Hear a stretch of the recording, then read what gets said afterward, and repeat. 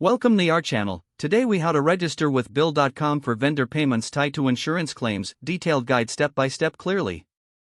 To register with Bill.com for vendor payments tied to insurance claims, start by visiting the Bill.com website. Click on the Sign Up button located at the top right corner of the homepage.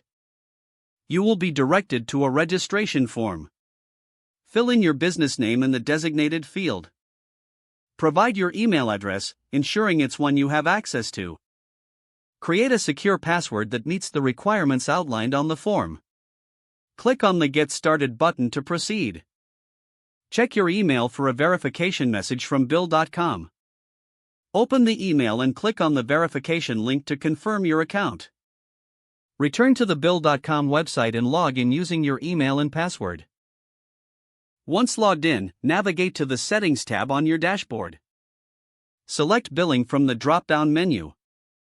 In the Billing section, locate the option for setting up vendor payments. Click on Add Vendor to include your insurance vendors.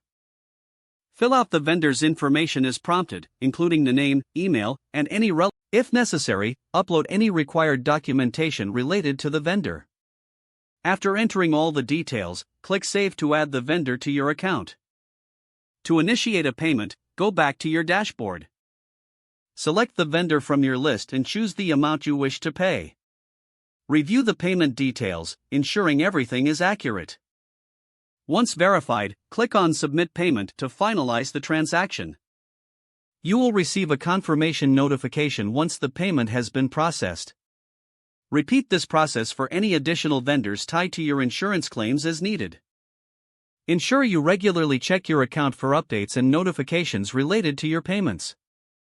Now you are fully registered with Bill.com and can manage your vendor payments with ease.